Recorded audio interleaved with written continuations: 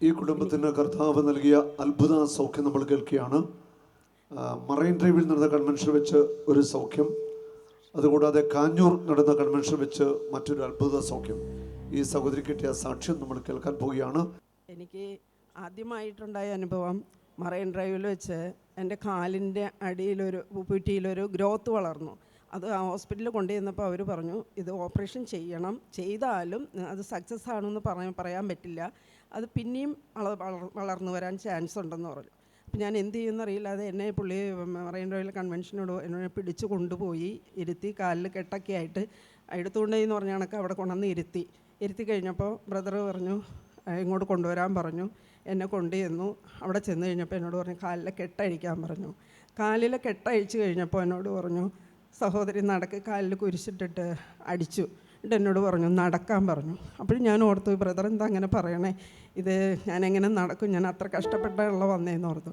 അത് കഴിഞ്ഞപ്പോൾ എന്നോട് പതുക്കെ ഓരോ അടി വെച്ച് കഴിഞ്ഞപ്പോൾ എനിക്ക് എന്താ പറയാമെന്ന് എനിക്കറിയില്ല. എനിക്ക് ഉണ്ടായത് ഏത് കാലാണെന്ന് പോലും എനിക്കറിയാൻ പാടില്ലാത്ത അവസ്ഥയിൽ അവിടെ വന്നു കഴിഞ്ഞപ്പോൾ ഞാൻ ആകെ ഇതെന്ത് സംഭവിച്ച ഏത് കാലിലാണ്, എനിക്ക് ഈ കാലാണോ ആ കാലാണോ എന്നറിയില്ല. കെട്ടഴിച്ച് കഴിഞ്ഞിട്ട് എന്നോട് പറഞ്ഞു മെറ്റൽ കൂട്ടിയിട്ടുണ്ടായി, അതിലേക്ക് ഓടി കയറാൻ പറഞ്ഞു. എന്നിട്ട് ഞാൻ ഓടി കയറി വന്നപ്പോൾ എന്നോട് ചോദിച്ചു ഏത് കാലിലാണ്. അപ്പോൾ എനിക്കും അറിയില്ല ഏത് കാലാണെന്ന്. അത്രയ്ക്കും സൗഖ്യം എന്ന് പറഞ്ഞാൽ ഈശോയെ നേരിട്ട് കണ്ട ഒരു അവസ്ഥയാണ് എനിക്കുണ്ടായത്. അത് ബ്രദറിലൂടെ തന്നെ എനിക്ക് കിട്ടി. എനിക്ക് ആ വിശ്വാസം, എനിക്ക് ഭയങ്കര വിശ്വാസമായിരുന്നു ആ നേരത്തെ. എനിക്കറിയില്ല, എനിക്ക് എന്ത് അസുഖം വന്നാലും എനിക്ക് ബ്രദർ തൊട്ടാൽ മതി സൗഖ്യം കിട്ടുമെന്ന് ഞാൻ പൂർണ്ണമായും വിശ്വസിച്ചു. ഇതിന് ശേഷമാണ് ഞാൻ എൻ്റെ വീടിനകത്ത് അടുത്ത് ഒരു പച്ച ഓലമടൽ വെട്ടിയിട്ടിട്ടുണ്ടായിരുന്നു. അതിലേക്ക് കാല് തെന്നി ഞാൻ അവിടെ നിന്ന് തെറിച്ച് വീണിട്ട് അതിന് ഒരൊറ്റ സ്ലിപ്പ് ചെയ്തിട്ട് തെറിച്ച് വീണ് കൈയുടെ ഈ ഇടതുവശം വെച്ച് ഞാൻ വീണിട്ട് 1.5 ഇഞ്ചോളം ഷോൾഡർ വിട്ടുപോന്നു. ഈ ഷോൾഡർ മേന്ന് ഇങ്ങനെ വിട്ടുപോന്നു. അത് വിട്ടുപോയി. അപ്പോൾ ഡോക്ടർമാരുടെ അടുത്ത് കൊണ്ടുപോയി കൈ അനക്കാൻ പറ്റണില്ല. ഞാൻ എന്തൊക്കെ ചെയ്തിട്ടും പറ്റുന്നത്. എക്സ്റേ എടുത്തപ്പോൾ അവർ പറഞ്ഞു ഇത് സംഭവം തൂങ്ങി പോന്നിരിക്കുകയാണെന്ന് പറഞ്ഞു. പിന്നെ എന്നോട് പറഞ്ഞു MRI എടുക്കാൻ പറഞ്ഞു. MRI എടുത്തപ്പോഴും അവർ പറഞ്ഞു ഇതിന് വേറെ ഒരു പരിഹാരവും ഇല്ല, ഇത് കൊണ്ടുപോയി ഓപ്പറേഷൻ ചെയ്ത് നട്ടും ബോൾട്ടും ഇട്ട് പിടിപ്പിക്കുകയാണ്, അല്ലാണ്ട് വേറെ മാർഗ്ഗമില്ല എന്ന് പറഞ്ഞു. ഒത്തിരി ഞാൻ വേദന സഹിച്ചു. അതും വെച്ചുകൊണ്ട് ഞാൻ ഇങ്ങനെ ഇരുന്ന് പ്രാർത്ഥിച്ചു ദൈവമേ. അപ്പോൾ എല്ലാവരും പറഞ്ഞു കോയമ്പത്തൂർ ഒരു ഡോക്ടറുണ്ട്, അവിടെ കൊണ്ടുപോയി ആ ഹോസ്പിറ്റലിൽ കൊണ്ടുപോയി ചെയ്യണം എന്ന് പറഞ്ഞു. അവിടെ വിളിച്ച് പറഞ്ഞു, ഫിക്സ് ചെയ്തു. അത് കഴിഞ്ഞപ്പോൾ ഞാൻ പറഞ്ഞു ഇല്ല, ഞാൻ കർത്താവിനോട് ചോദിച്ചിട്ടുള്ള തീരുമാനം എടുക്കുകയുള്ളൂ എന്ന് പറഞ്ഞു. അപ്പോൾ എനിക്ക് സാബു അറുതൊട്ടി ബ്രദറിനെ കാണണം എന്ന് ഞാൻ ഒറ്റ പിടിവാശി എടുത്തു. അപ്പോൾ എൻ്റെ അനിയത്തി വിളിച്ച് പറഞ്ഞു കാഞ്ഞൂർ പള്ളിയിൽ ഇന്ന് വരുന്നുണ്ട്, ആ ബ്രദർ വരുന്നുണ്ടെന്ന് പറഞ്ഞു. ഞാൻ പറഞ്ഞു ഞാൻ അവിടെ ഉണ്ടാവും. എവിടെ വെച്ച് കാണുമെന്ന് ചോദിച്ചപ്പോൾ ഞാൻ പറഞ്ഞു ഞാൻ സ്റ്റേജിലുണ്ടാവും, അവിടെ സാക്ഷ്യം പറയാൻ ഞാൻ ഉണ്ടാവും എന്ന് ഉറപ്പ് പറഞ്ഞുകൊണ്ട് ഞാൻ വീട്ടിൽ നിന്ന് ഇറങ്ങിയത്. ഞാൻ പൂർണ്ണമായും ദൈവത്തിന് സറണ്ടർ ആയിക്കൊണ്ടാണ് ഞാൻ ഈ ബ്രദറിലൂടെ എനിക്ക് ആ സൗഖ്യം എനിക്ക് അവിടെ വെച്ചാണ് എനിക്ക് കിട്ടുന്നത്. ശരിക്കും എനിക്ക് കൈ കൂട്ടാനോ കൈ അടിക്കാനോ ഒന്നും പറ്റിയില്ല. അരളിക്ക എടുത്ത് നിത്യാരാധനയ്ക്ക് പൊക്കിയപ്പോൾ എൻ്റെ കൈ എടുത്ത് കൂട്ടി അടിക്കാനും പറ്റി. ആ കൈ പൊക്കി സ്തുതിക്കാൻ പറഞ്ഞപ്പോൾ അതും എനിക്ക് സാധിച്ചു. അതെല്ലാം ദൈവത്തിൽ നിന്ന് ബ്രദറിലൂടെ എനിക്ക് സാധിച്ചു തന്നതിന് 1000 നന്ദി ഞാൻ പറയുവാണ്. അന്നത്തെ സൗഖ്യ പ്രാർത്ഥനയുണ്ടായ അനുഭവം പറയാമോ? അന്നാണ് ഇത് സംഭവിച്ചത്. ഈ കൂടിച്ചേർന്നു. അപ്പോൾ ബ്രദർ പറഞ്ഞു ഇവിടെ വരാൻ പറഞ്ഞു. എന്നോട് ഇങ്ങനെ ഒരു മകള് വന്നിട്ടുണ്ട്, ഓപ്പറേഷൻ ഫിക്സ് ചെയ്ത ഒരു മകൾ അവിടെ വന്നിട്ടുണ്ടെന്ന് പറഞ്ഞു. അത് കൈയുടെ ഷോൾഡർ വിട്ടുപോയി. നമ്മൾ തമ്മിൽ കണ്ടിട്ട് പോലും ഇല്ല, അവിടെ വെച്ച് കണ്ടിട്ടേ ഉണ്ടായില്ല.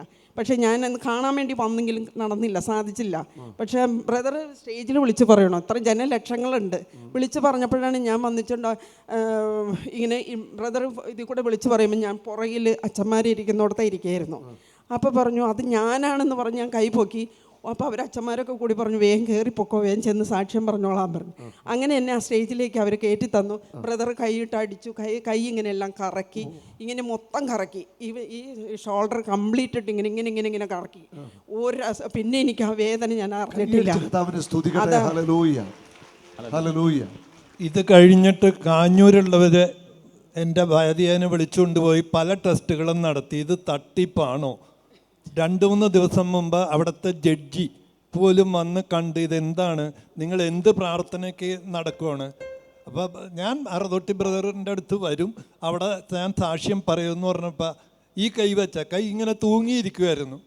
പക്ഷേ ലാസ്റ്റ് ടൈമിൽ ബ്രദർ പറഞ്ഞു ഇങ്ങനെ കൈ തൂങ്ങിപ്പോയി, ഓപ്പറേഷൻ ഫിക്സ് ചെയ്ത് അവർ മകളിവിടെ വന്നെന്ന് പറഞ്ഞപ്പോൾ എനിക്കറിയില്ല എങ്ങനെ ആ സ്റ്റേജിലെത്തിയെന്ന് എനിക്കറിയില്ല പുള്ളിക്കാരി.